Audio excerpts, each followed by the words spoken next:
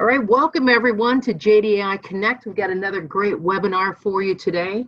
If you think you're here for anything other than data, you're not on the right webinar, but we hope you stay on this webinar because we'd love to have you here. We're gonna get started in a minute. The name of today's webinar is Data-Driven Responses to COVID-19. We're gonna talk about the surveys that we were doing with your help. Thrilled that we had so much participation. So we're gonna get started here in just a minute. So just want to welcome everybody. And my name is Beth Oprish. I'm from the Pretrial Justice Institute, and I'll be the wizard behind the scenes. So hopefully nothing goes wrong. It'll all be my fault if it does on today's webinar. We aren't anticipating that at all. We're grateful that you're spending part of your day with us. We're going to get started here in a minute. If you have questions during the webinar, there's a chat feature. If you just kind of hover over your screen, you're going to see a chat button. I'll chat like a little text message thing. You can put your questions in there. If they're technological questions, we'll do the best we can to address those. And if they're questions for our subject matter experts and our panelists today, then we have time built into the webinar to get those questions answered. And if we run out of time, then we can always carry over the conversation on JDI Connect. Today's webinar will be recorded. It will be up on JDI Connect. So we have started the recording, and I'm going to hand it over to our most gracious moderator. I'm out of adjectives for you, Jason, but it's all you now. Jason Melchi. Thanks, Beth. Just to make sure too, Beth, is your screen shared for the PowerPoint itself? I'm waiting for instructions. Would you like me to do that now? Yeah, please. Happy to. So hello, everybody. Welcome to today's webinar, and this is the data-driven responses to COVID-19, and we're going to be having a discussion with the COVID-19 survey development team. 3 of them on the panel today, and then we have some others I want to highlight too. If we can go to slide 2, we have Beth Oprish, who is our producer extraordinaire, as she mentioned. She also played a role on this team. With the COVID-19 surveys. So I'm Jason Melchi from Empact Solutions, and I'm your moderator today. Just a couple points before we start. This is a recorded meeting, so we'll be sharing it on JDI Connect as well once it's done. Second, we are keeping everyone muted because we have a very large group. That said, if you have any issues or questions along the way, please put it in the chat box. We will keep everyone muted. Same with technical issues, go ahead and put those in the chat as well. Finally, we will continue this conversation on JDI Connect. And Beth, there was a link to a discussion that we just posted on JDI Connect to kind of continue the conversation, if you don't mind putting that in the chat box for us. So before I introduce the panelists, I want to ask a poll question to get a sense of who is with us today. So once you're done with that link, Beth, if you could put our poll question up, I'll read it to everyone.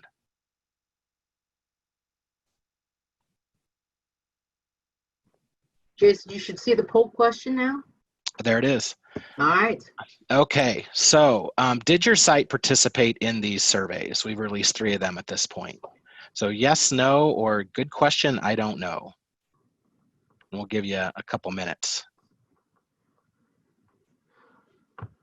So, Jason, we are at 73% and counting. This group is thinking about this question closely as they are submitting their votes.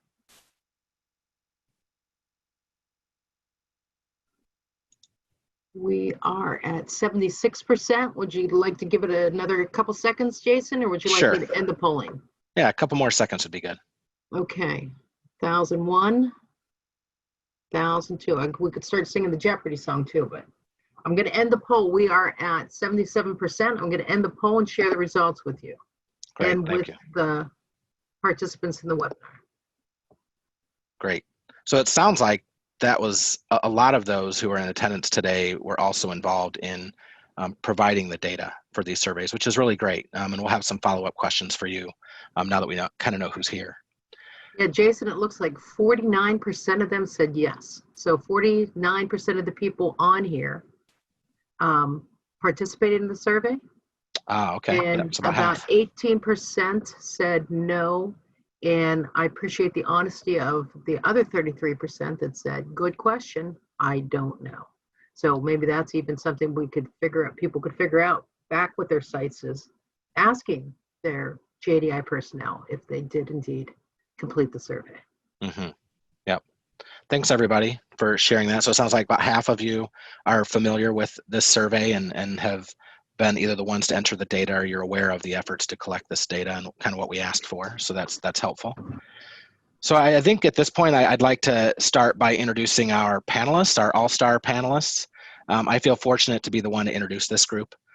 Tom Woods is first. He's with the Juvenile Justice Strategy Group within Annie Casey Foundation. I'd say Tom is an incredible person to work alongside and someone I'm grateful for his wisdom and his commitment that he brings to this work. I love learning from Tom. He has a precision in his way of being of service in this work that I really admire, and I think that'll really come across when he's presenting today. Next, we have Kim Cataldo, my esteemed colleague at Empact Solutions. Kim's been a rock star on this project, but she's a rock star on all of our projects. So she has incredible endurance, going above and beyond in this effort, all while corralling and entertaining her son in the midst of a pandemic, which is no easy task, as many of you are likely aware. I'm grateful for Kim taking the lead on Empact Solutions' contribution to this effort. She's really led the way for us. Finally, Ismanuela Denis, who pushed us and herself in this effort, diving in headfirst with Qualtrics, which was the survey platform we used, and pushing us to consider other important questions to include within the survey. Finally, I want to thank my friends from PJI, Brian Taylor and Beth Oprish, who are planting the seed on what would result in where we find ourselves today with the survey. So before I hand it off to the first panelist, which would be Tom, I want to take a moment to go over the agenda for today's webinar and provide some framing for the conversation. Okay, so here's our agenda. So we have the welcome and introductions and the framing. I'm going to go through the framing a little bit with everyone. The overview of the first 3 surveys will follow that, and that's something that Tom will handle. Then we'll talk about patterns that we're seeing in the data after 3 surveys, and that's something that Kim will take on. And then for consideration, what's next, I will contribute on that as well as Ismanuela. And then finally, we'll wrap with questions and answers. Okay, next slide, please. Okay, so this is some of you may have seen this. This is dated back to June 25th, but it should be fairly startling. But if you're monitoring COVID cases like many of us are, you may have seen this chart put together by the nonprofit Our World in Data, which is a great website, by the way. They use editors from Oxford University. We should be very concerned by this data. It should also reinforce the importance of diverting kids away from secure settings as quickly as possible. For most of us, we are living in unprecedented times. We're being asked to function within a global pandemic. And that touches every aspect of our lives. For some of us, that means working from home with young children who might have otherwise been in daycare or at school. Speaking for those of us at Empact Solutions, we have increased the size of our team during this time by adding 3 young coworkers who aren't really pulling their weight, but are very present in most of our meetings in some form. I'm sure many of you resonate with that. It does challenge us to be patient and to not lose perspective, and it also challenges us to be creative. So that's a good kind of prompt for where we want to go here in this conversation, because being creative is something many of us are having to do in some form, and that includes how we're responding to this pandemic as juvenile justice systems. It presents a tremendous opportunity for us to rethink our policies and practices that we've become used to over the years. One of the more obvious places where we're likely to being creative is how we're responding to kids in secure detention. Okay, next slide, please. So the urgency around this, I'm going to give some why, like some background information on how this survey came about. The urgency around this was present when a small group of us started talking back in late March and early April about the possibility of getting data from sites across the country in order to better understand how sites are responding to this crisis. We wanted to gather data that would help us understand how detention is being used and how detention utilization is being impacted. As we designed the surveys, we operated from a guiding principle to minimize the burden of the ask of the sites while also maximizing the value we get from the data. Landing on that sweet spot felt very important because we knew to the extent we could keep it as simple and as easy as possible, the more likely we'd be able to maximize the number of responses we would receive. At the same time, we wrestled with the question as to whether we should ask sites to disaggregate by race and ethnicity in the first survey. We had a lot of conversations about that. So first we took this question very seriously and we deliberated while we weren't even always in agreement, but where we landed was that we're fully aligned with the understanding that youth justice reform is race equity reform. And we didn't want to send the message that look at the data isn't critical, because it is. Ultimately, though, we pushed it to the second survey, and here's why. So first, the complexities with which sites collect data disaggregated by race and ethnicity varies across the country. And we wanted to make sure if we were collecting that data that we were going to get accurate data. So what we did instead is we asked some questions about how sites are actually tracking and collecting that data. And so we wanted to learn from that and how it would inform the question in survey 2. And I think second, we really did, with intention, try to keep the first survey as simple as possible. And not just the first survey, the surveys that followed. In this case, we did want to widen the net. Widening the net, we talk about that in a bad way often, but in this case, we did want to widen the net because we wanted to see if we could keep these questions as basic as possible and as fundamental as possible, that it should increase our response rate. So that was the thinking behind disaggregating by race and ethnicity. So let's dive a little bit deeper into the surveys, but before I do hand it off, I want to thank each of my colleagues on this team for the effort they put into this. Like all of you, we have also had to adapt in the midst of this crisis. I especially want to thank all of you who contributed to these surveys. We know that's with varying degrees of effort to be able to pull that off, so we really do thank you. We appreciate the effort you've gone through to share this data with the network to contribute to our shared learning. So with that, I'd like to hand it off to Tom Woods. Tom will share more about the surveys and what we've been learning from the data. With that, I'll pass it on to Tom. Thank you, Jason. And thank you again. I just want to echo Jason's thanks to everyone who helped to make this possible, everyone who tracked down the data, everyone who nagged somebody else to track down the data. This survey is really the first of its kind. No one has tried before to take a month-by-month look at juvenile detention that addresses such a large swath of the country, and to do it as close to real time as we're doing it here. It really is a unique survey, a unique contribution to the field, and we obviously couldn't have done it without you.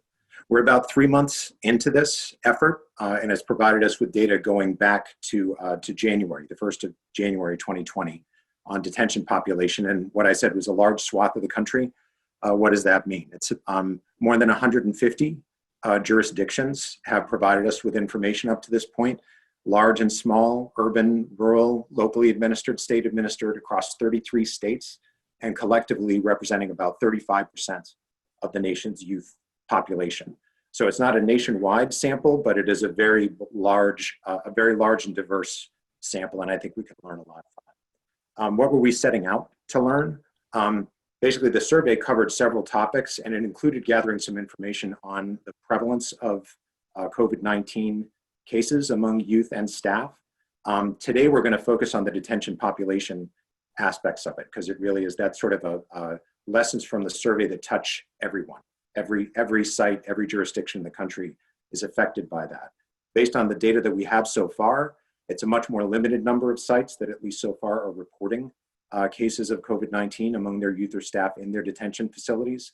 So we are going to, sort of on other opportunities, we're going to provide more information on that. But for now, we're just going to focus on the detention population implications and what we've learned. So the key questions that we've been trying to investigate are, first of all, what's happening to the detention population as the pandemic crisis unfolds, both overall and disaggregated by race, ethnicity. Where should we be looking to see what's driving those trends? We're under no illusion that the survey is going to, sort of solve the riddle of why everything is happening the way it's happening. But it's the start of investigating those questions. So, we basically want to gather enough information and think, reflect on it closely enough that we can start to identify what are the leads that we need to be following up on. And of course, most importantly, what changes are occurring or should be occurring in response to the crisis that will outlast it, that will define the juvenile justice system going forward. As with any crisis, that's sort of what we expect to happen. That's just kind of a quick flyover. There's several blog posts, both on JDI Connect and on the Annie Casey website, that provide a lot more information about the survey itself and about the findings. We're posting a bunch of those in chat right now.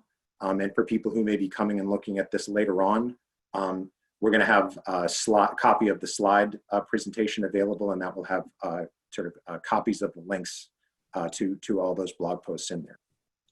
So what have we learned so far? Can we go on to the next slide? All right, let there be charts. So what have we learned about the change in population? First of all, from January 1st to March 1st, which was kind of our sort of pre-crisis baseline period, across the survey sites, the detained population was above 4,000 kids every month and was gradually increasing. In March, as the pandemic crisis erupted, the population fell sharply. In a single month, the population fell by about as much proportionally as the national detention population had fallen over 7 years, from 2010 to 2017. And a lot of us at the time were thinking in 2017, wow, look at this radical, this revolutionary pace of change. We equaled that pace of change in a single month with the dawn of the pandemic. So in April, we saw that downward trend continue, but it was starting to modulate a little bit. It was starting to soften. And then unfortunately in May, the numbers have started to tick back up again. So between May 1st and June 1st, the population went up by about 180 young people in these sites. So why did that happen? The survey can shed a little bit of light on that. The main thing that we've learned is that this was not a trend that was driven primarily by admissions. Certainly admissions were part of the reason for the change in population, but it wasn't the whole story. Admissions fell very sharply from February all the way into April by 50%, more than 50%. In May, that very deep reduction continued. It stayed at that very, very low level. So why didn't we see a deeper drop in the detention population over the course of April and May? And why do we see an increase actually between May 1st and June 1st? That's because the release rate, unfortunately, has dropped as well. The release rate is the share of all the kids who were in detention, the percentage of kids who were in detention during a month who were released by the end of that month.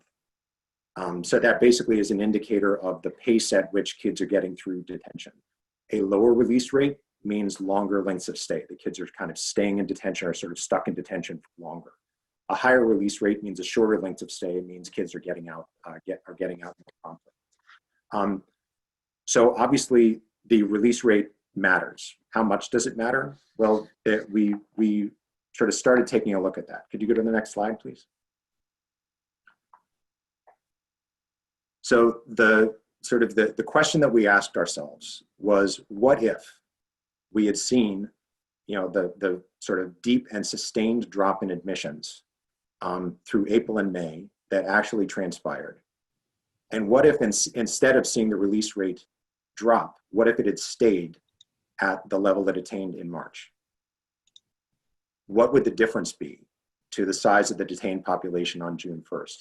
And the difference might surprise you. I mean, we're looking at changes in the release rate between like 60% and 48%. It doesn't sound like that big of a difference, but it certainly adds up, because if that had been the case in that sort of hypothetical, the June 1st population would have been 33% lower than it actually was. So another way to think about that is that 1 of every 3 kids who were in detention on June 1st in these survey sites, 1 out of every 3 of them would not have been in detention if the release rate had sustained at its March level for the past, for the previous couple of months.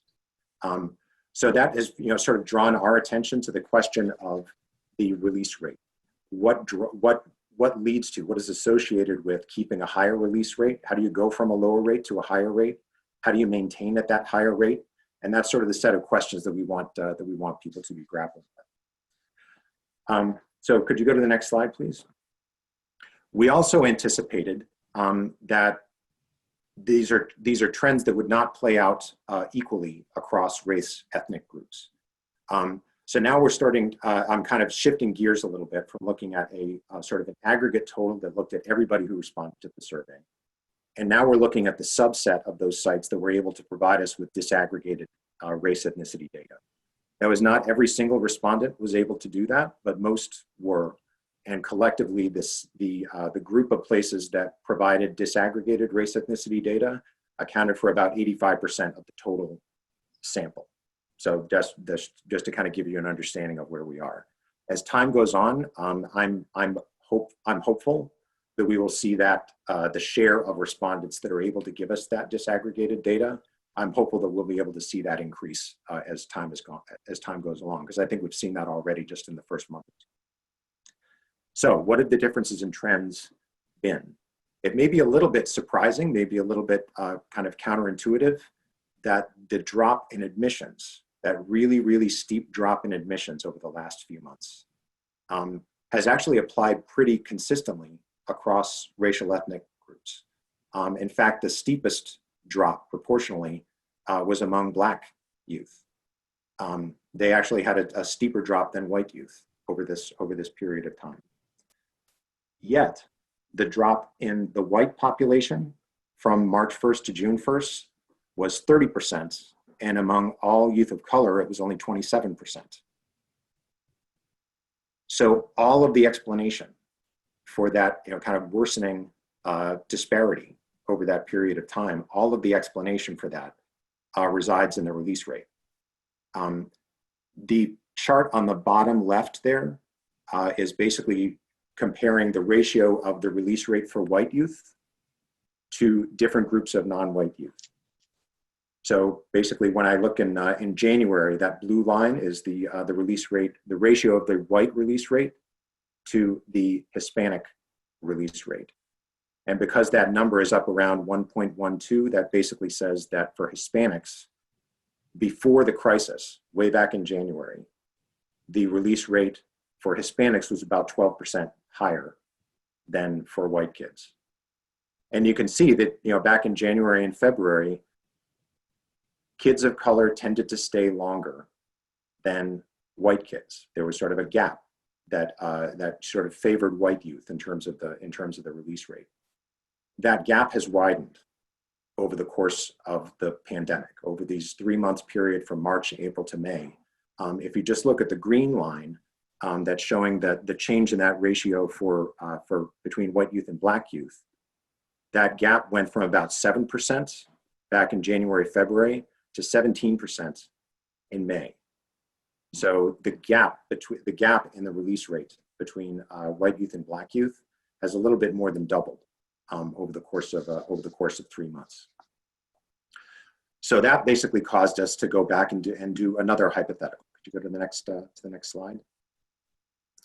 So now we asked ourselves, what if, in addition to the release rate kind of staying at its elevated March level, at the high level that it had in March, what if everybody experienced the same release rate that white kids had in March, that was considerably higher than the release rate that everybody else had experienced?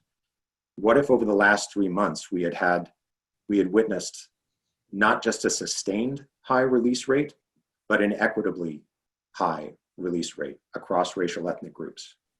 Again, the results might be surprising. We would have seen about a 46% drop compared to current level in the white population, and almost a 60% drop in the population among youth of color.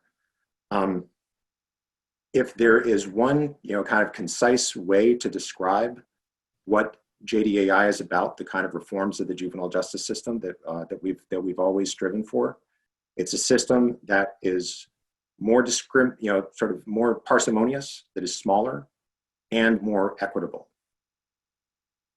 What goal could advance that objective more clearly than zeroing in on equitably increasing the release rate across racial ethnic groups?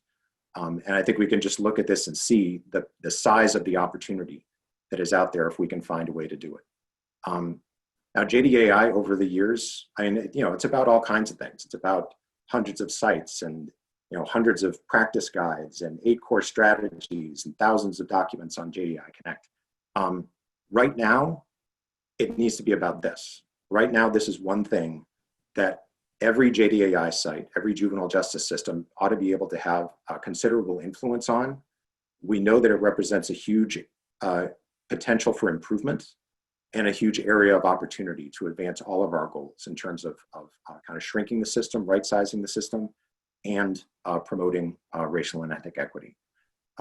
So that's the target. That's what this data is telling us.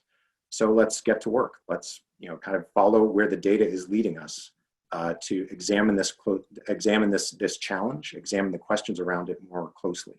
And now I'm going to hand off to Kim, who's going to talk through some ways that you can basically sort of move from observing trends and observing patterns like we've been doing here at the aggregate level, and take that down to your local level, take that down to the site level, and start getting beyond observing the trends and start getting into diagnosing what's behind those. What are the root causes that are leading to those trends, that are producing those trends, and what are the solutions and alternatives that we should be considering?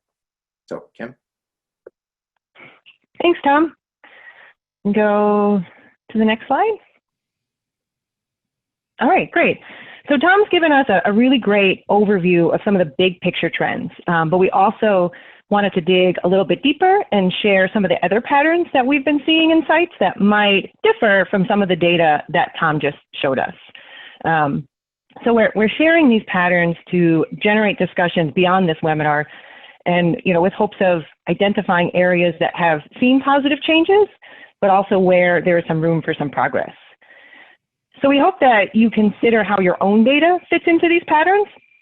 And I'll talk a little bit more about this in a minute, but we have shared some state dashboards after the first and second survey with the aggregate data for your states. We're going to be doing that again upcoming after this past survey. And for the first time, we're going to not only share state dashboards, but also share back data for each site as well. So if this is something that you haven't seen yet or something that you haven't heard of, please talk to your state administrators and help to lift those up and continue that conversation. So one of the patterns that we wanted to highlight a little bit, even though many sites have seen dramatic decreases in their detention population and admissions, almost about 25% of the survey respondents had either the same or increased population over this time period from March to June. So in some places there's a less obvious response to the pandemic. So what I have up here is an anonymized example of a site that fits this pattern, where their detention population is relatively stable, with a little bit of an increase over this time period, and where admissions were also pretty stable and didn't experience a decrease until May, which is a little bit different than some of the overall trends that we were seeing.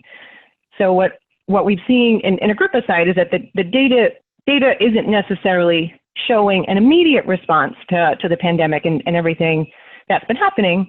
The data that we're looking at here, these could look like months for any normal time period. So, although a lot of the positives that Tom mentioned, I think it's important that we point out that that's not, some of the gains that we've seen as far as the decreases in population and admissions aren't necessarily consistent or the same across the board. So it's, we're hoping to raise some of these different trends so we can bring awareness, so we can all see what our own data looks like, and to raise some of these conversations. You go to the next one. So another pattern that we've seen is where sites will have a very dramatic decrease in admissions. So, similar to what we were seeing with some of the overall trends, where there's clearly a change in policy around who is allowed in the front door. So we can see in this example site a pretty steep drop off, where they had a 70% decrease in admissions between February and May, and that's obviously pretty sizable. But even with that big drop off in admissions, we're not seeing the same decrease in population, or we're not seeing the same, the decrease to the same extent on the population side. In this particular site, their population decreased about 9% between February and June. And so we've seen this pretty frequently within the sites that we receive data on, where the dramatic decreases in admissions happened, but the detention population either stays about the same or might have even increased during this time period. So this really emphasizes the points that Tom was making around the importance of whether or not youth are able to be released. So what we're seeing in this example site is that even, despite the decrease in admissions, with release rates that are a little bit below average, just comparing to the other sites that responded to the survey, and also a decline in the rate that youth were being released during the months of the pandemic, we see that that's probably having a big impact on what the detention numbers look like and why there's not more of a decline happening there. So I think one takeaway that we don't have data around length of stay, but I think that's a point that we would encourage sites to look at and see how that's changed from, the first couple months of this year compared to now. And I think one area that one of the reasons that we're kind of narrowing in on the release rate so much is, what does that mean for youth that are likely staying longer or possibly getting stuck in the system right now? Next.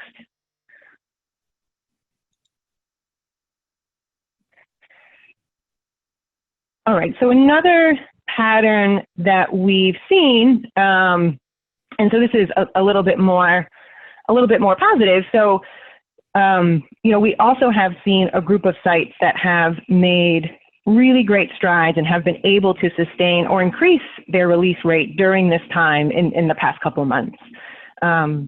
So the example that I have up here, this site also experienced a pretty dramatic decrease in admissions.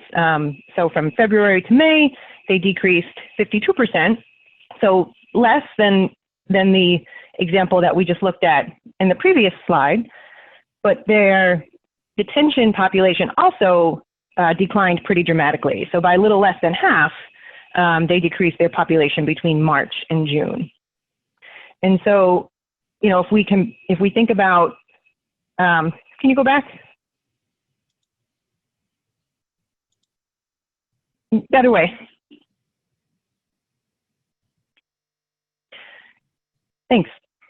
Perfect. So if we think about what the release rates look like and how that looks different in this site in particular, so we can see that that drop off in detention population is likely fueled by a release rate that's pretty close to average or a little bit higher than average. It's a pretty high release rate that they were able to sustain past March. We did see in a lot of places, and this was reflected in the aggregate data, that had a spike in releases in March and then kind of a slowing down after that. So for those sites that were able to sustain that increase are sites where we've seen much more dramatic decreases in detention population. And so I think, this is a place, just to echo the points that Tom was making, this is a place where we want to hear from sites that have had success with releasing youth. This is a moment for sharing and learning, and that we want to be able to continue this conversation and learn from each other on JDI Connect as well. All right, good for the next.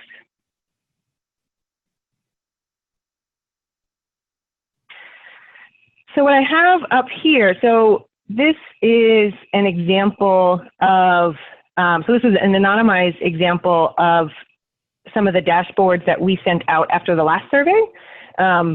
So we're sharing these patterns with you, and we're sharing these dashboards to try and give you some things to look for when you're looking at your own data.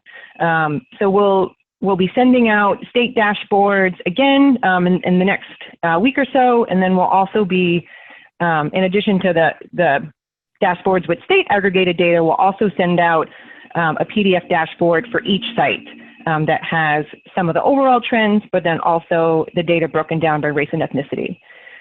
So we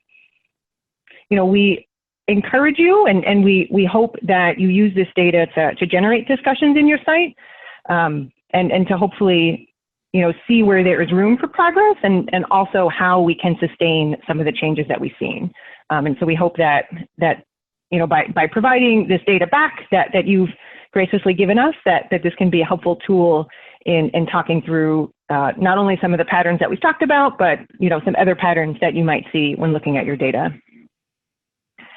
And for those state leaders and administrators, we encourage you to share this data, and also to give you an opportunity to see, for those places that have multiple jurisdictions or sites within your state, to see how that policy response, may be different or similar across the various sites. And I think we've put a discussion in the chat to kind of talk through some of the, to kind of get in the weeds and talk through some of the detail around the data and around either challenges or data quality issues. So I think as you look at your data and look at your dashboards, if there are questions or issues, don't hesitate to reach out to us. And now I'm going to pass it back to Jason. Yep. Thank you, Kim. If you can go to the next slide for me, Beth, please. So we want to talk a bit about what's next. This is really valuable data, and we're continuing to kind of tease through it and then just see what it's telling us. And I think that this, where we're at after 3 surveys, is really giving us some incredible value. And I hope everyone else is feeling that too, and especially if you've provided this data and how that is of value to your site. One of the things we haven't spoke a lot about, we're starting to at this point, is we're starting to tease out some things about data capacity for the network especially, and what can we learn from it. So when we set up the survey, we ask questions rather than assume that people could provide these different data points. We asked the question if you could. So if you answered no to that, then we asked what was the reasoning behind that? What's the challenge in you being able to provide that data? And that gives us a really good insight for those sites that say they could not, to try to understand what patterns emerge from that. And so there's a blog post that I posted, I believe yesterday, that talks a little bit about that. And then right before this webinar, I also posted the discussion post. It's intended to live there as as this continues to unfold around data capacity, that we can have a place for us all to gather and talk and share and learn from each other as well. So that's something that's out there. I think we're going to continue to tease that data out as we go, but that's something we're really hoping to pull from this as well. So look for more of that coming up.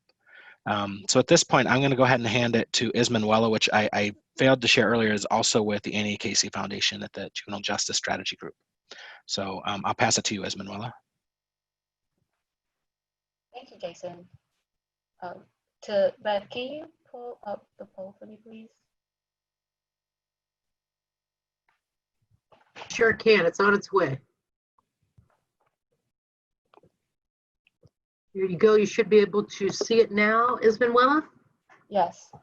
And so the question is, what was your experience in completing a survey? You can say, respond how you felt for those who have taken a survey, and if for those who said no, you know where to respond. But we would like to see, get the temperature of like what was your experience like taking a survey. So I'll give you a few seconds to respond, and Beth, let me know when we're at capacity with the responses. Yeah, they're taking their time on this one, Ismanuela. We're at 23%, I think. I think they're starting to go now. I think they're recovering from their migraines, beginning to vote. So we'll give it about another 10 seconds if that's okay, so we can keep moving, because I know that there's been a lot of questions in the chat box, because obviously this really matters about kids in release and detention and COVID. So I'm going to go ahead and end the poll and share the results with you, Ismanuela. And you should be seeing the results now. Wow, impressive. It says easy, no sweat. Okay. I'm pretty impressed by that response. Thank you for sharing that. Okay, so again, like the question was, what was your experience in completing a survey? 60% responded easy, no sweat. 7% said headache. I'm sorry about that. I'm sorry that you had a headache. 0% did not say any migraine, which is really good. And 33% said unable to complete. And I'm sorry that you were not part of the survey, but you know, in the future, I hope you can be. So thank you, Beth. And so the next sequence of the survey the next sequence of the COVID-19 detention population survey will be distributed via email on July 8th, 2020. So for anyone who has responded to survey 1, survey 2, and survey 3, please be on the lookout for an email to take the survey. And we ask sites to, like, if you can, to please complete the survey within the 10 days when the survey was distributed, because the sooner we get responses, the sooner we can do an analysis with the data that you all provided, and the sooner we can provide updates on what we are learning and the themes that are coming out of the survey. And for the sites who have been taking a survey, each of you are part of this process of learning and educating one another. You all play an important role to help the network in the field to understand what is happening in the detention facilities. And as Tom and Kim have shared in previous slides, we've learned that there is a drop in admissions, there is a decrease in detention populations, and most importantly, we see that the admissions are falling steeper for Black youth, and that these trends in admissions, these trends in the drop of admissions apply consistently for all race and ethnic population groups who are in the survey. And so we plan to continue to do these surveys, and hopefully you don't get a migraine, but we plan to continue these surveys as long as the pandemic continues to play a role in our detention facilities and play a role in our youth justice system. And so we are hoping that for those who have completed a survey, will continue to do so. Just keep in mind that, you know, you guys play an important role in, you know, providing this information for us so we all can be part of this network of learning and communicating and collaboration. And so the last thing is, if there are any recommendations to best support sites as we continue to work together and learn from the survey, like, let us know. You can also find a resource on here on our JDI Connect and on the NEKC website of answering questions that can help juvenile justice agencies reduce youth detentions. And for those who are completing the survey, we ask if you can, you know, let us know, provide us any feedback on the dashboards that you are receiving, anything to add to the survey, and any best ways to kind of support you in this work, because we are all in it together, literally. So the best way, so just let us know. And that is all. I will pass it back on to Jason. Great. Thank you, Ismanuela. So if you can go to the last slide. So we're at the point of questions. So several of you have asked questions in the chat. And just for the benefit of those who will watch this in the recorded version, I know Tom's been there answering some of these questions in the chat, but I thought we could talk through some of these because I don't think the chat will come across in the recording. So to the panelists, so are there any lessons, complexities with which sites collect data on race and ethnicity? Any thoughts on that?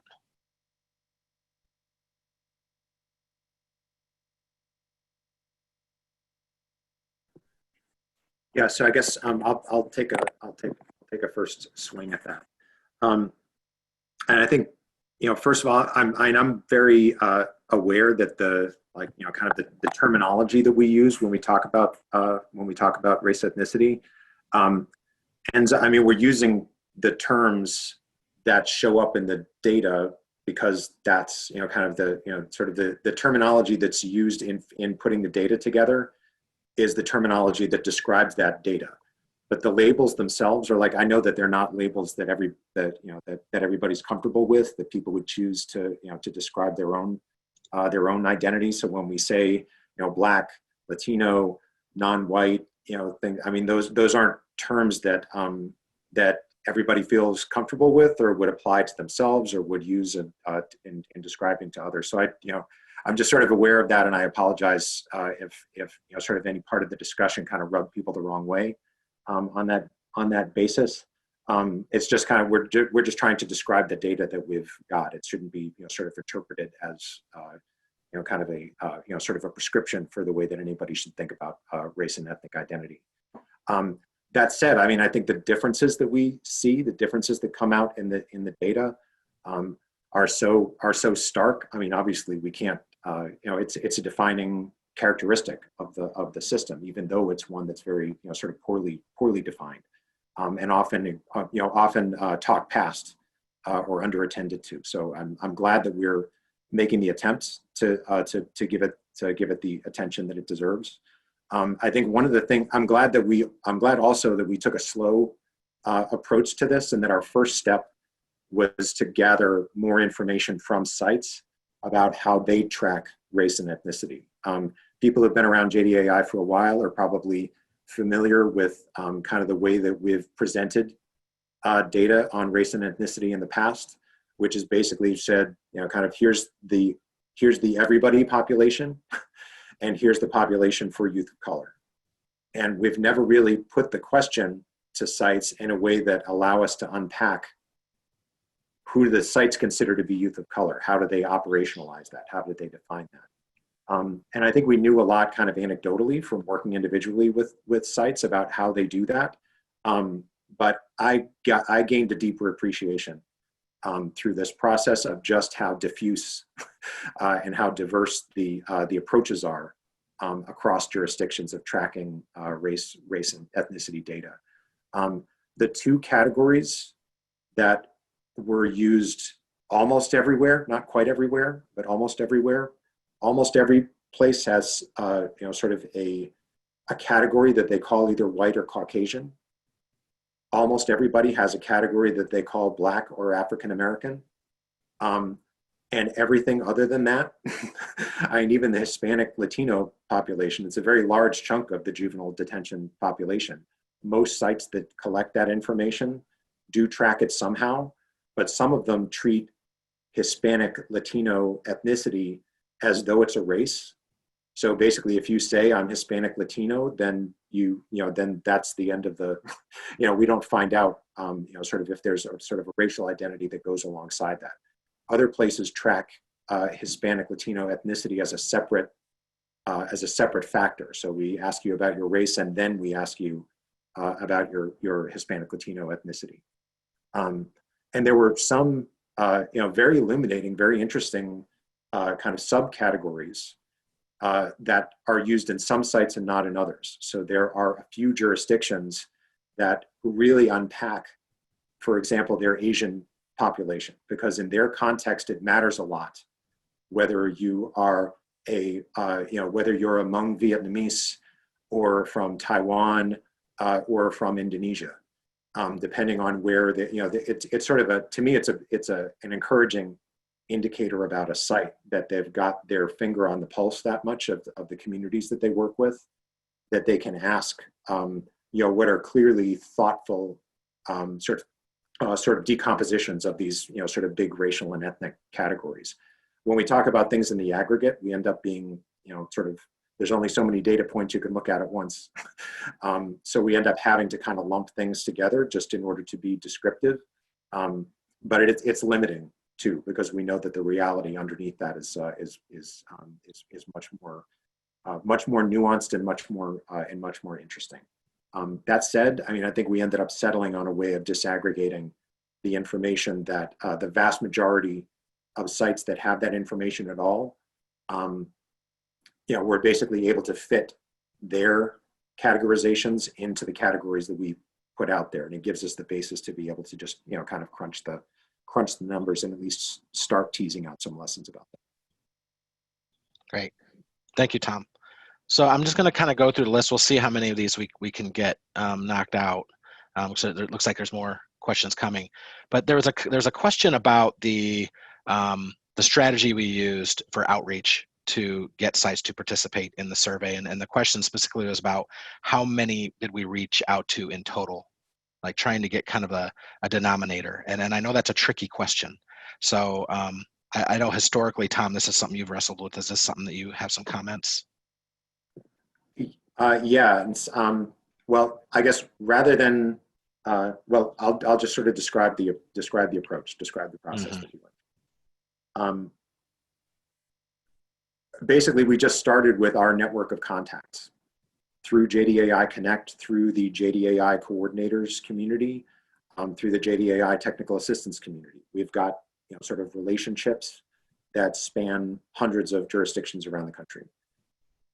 We basically put together an initial survey that was just kind of click the link, fill it in, like starting from scratch, and we distributed that through our network.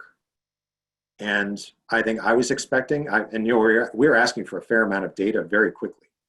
Just within a few days, we were asking sites to pull together, I think at that point it was 4 months worth of detention population information.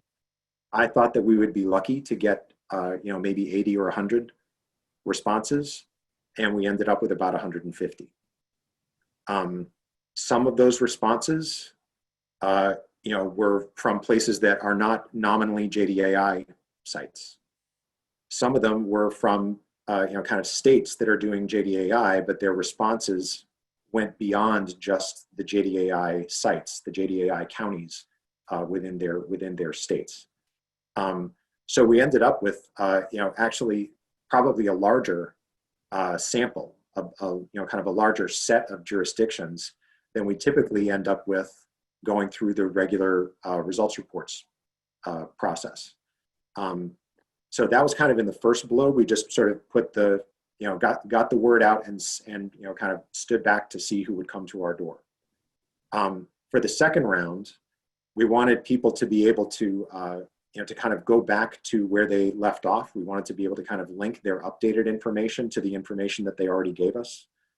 So we set up a new survey that was sent out to everybody through emails. So we sent out emails to, I don't remember the number off the top of my head, but it was 100 and something, 160, 170 places that had responded to the first survey. And then we had added on to that list based on some places that missed the boat the first time around, but we knew that they would be interested. So those emails went out. We got responses to almost all of them. And we were able to kind of tie that additional month of data to all the stuff that they had previously given us. And that was the first time that we were able to get disaggregated information across those sites going all the way back to January. And then the May survey, the third survey, was the first time that we weren't really asking for anything new. We were just going back to the same places that had responded previously. And this time around, pretty much everybody who we thought was going to be interested in responding had already raised their hand by the time we had sent out the invite for that second survey. So for the third survey, it was basically a repeat email to the same people, just asking for one month of additional data. So that's kind of the way that this survey has been built. As I said, it's not a random sample of the nation. It's not a nationwide. Kind of data survey. It's basically a survey of places who have enough of a relationship to Casey that they heard about the survey and that they got the invitation and that they responded. The door is still open. So if there are places that have not yet participated in the survey and somebody wants to get them started, then they should reach out to us and we can send them an invitation and kind of set them up to start completing the survey.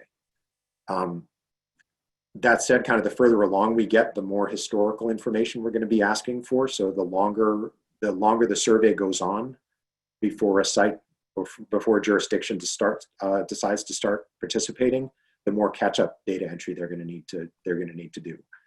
So if you're in a site that has not yet started participating, or if you want to kind of start, start putting a fly in people's ear in your site, I would say do it now. So hopefully we'll be able to get them included in the next round of the survey that will be going out in just a week or so.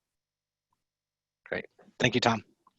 So I'm mindful that we're coming up on our hour of time here, but I think some of these I can summarize a little bit, because I think they're deeper digging questions. And so there's one about might the portion of the increase in admissions might be related to arrests made during protests. That's one. There's another on, do we have numbers on who and where the youth were released to? And I think there's also one on recidivism. And I think I can add a little bit to that, just in terms of it wasn't within the scope of these surveys, but they're excellent deeper digging questions. And I think that's why we're modeling the dashboards that we're sharing with sites to hopefully drive some of those conversations as well. But I'm curious if anyone else on the panel wanted to add on to those.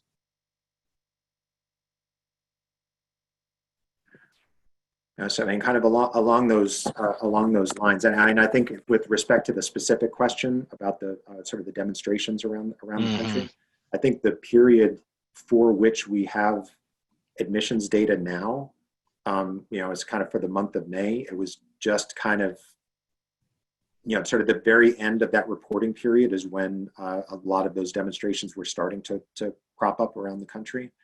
So I think we'll if that's sort of a major, if that ends up being a major driver of detention admissions, the point where we might start seeing that would be in the June numbers that we're going to be collecting in the next round of the survey. And I think it's a good question to ask, to see if we can, sort of establish any sort of correlation between a jump in detention admissions in places that had larger and more sustained demonstrations than others. So I don't know whether that's something that we should expect or not, but I think that's something that we could at least start to suss out if there may be something there. But one of the things that jumped out to me really strongly was the kind of one of the major nationwide sort of COVID responses, pandemic responses that was happening at the point when admissions were falling off the table, was that schools closed. That's something that happened almost everywhere.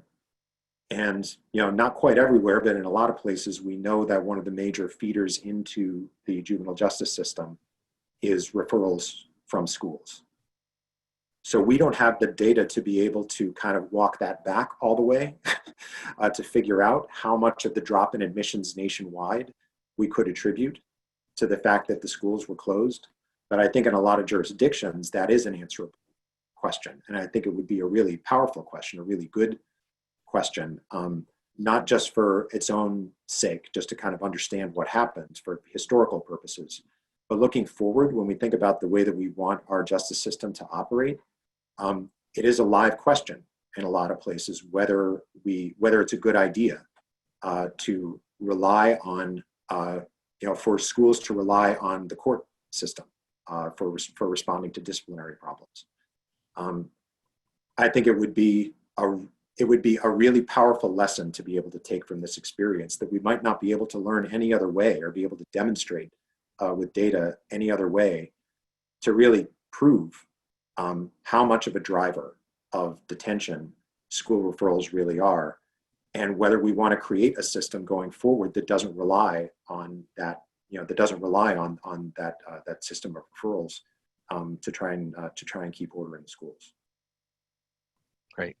Thank you, Tom. So we have a few more minutes. I'd like to give a question to Kim, if that's okay. We've had a few that have come in around that. And one is when should sites expect the information, the dashboards for each site? Do we have a sense of when we'll be sending those out?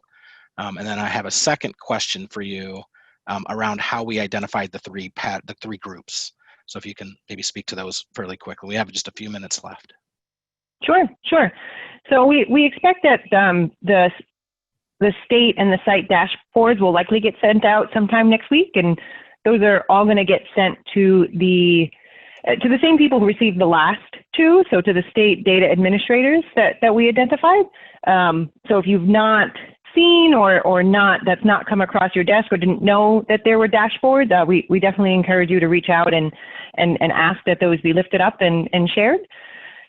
And then as far as the second question, so I think we did some exploratory analysis to kind of discover what patterns were jumping out at us. And I think, part of the reason that we shared these three is that after each installment, these patterns were coming up consistently. But I think it started with a, just kind of an exploratory view of the data to see what commonalities we were seeing. Great. Thank you, Kim. So I think we have other questions, but I'm just mindful we have a minute here, so I thought we would wrap up. If some of your questions weren't addressed, please feel free to add those to the discussion post. And in fact, maybe we can add some of this to the discussions as well, so people have the benefit of all the questions being asked. But I want to thank the panelists today. It was a really robust conversation and really exciting work that's happening. I want to thank all of you who are tuning in. We look forward to continuing to monitor the data you're providing in these surveys, if you are providing data, and working alongside you as we consider how the data informs us both in policy and practice. These are unprecedented times. So finally, I'll pass it back to Beth for some final words on logistics, but otherwise we'll wrap up. Again, deep debt of gratitude to everybody who participated in the survey and to the 4 pictures you see on the screen who did all the work to gather this data and to help tell the story of the kids that sometimes don't get to tell their story. So thanks to them. When you close out of today's webinar, you're going to go to a brief survey. It should take 2 minutes and 13 seconds to complete the survey. If you would do that, that's just information that's helpful for us to provide other content on JDI Connect. So if you do that, that'd be fantastic. And the recording will be up either later today or tomorrow. So if you want to watch this again, pass it on to your colleagues, because this still matters. I guess it depends on what TV station you listen to, but I'm listening to Tony Fauci, and he tells me that COVID still continues, and we need to do what we can for kids. So thanks so much for joining, and please take that survey, and have a great day. Thank you all. Thank you. Thank you all.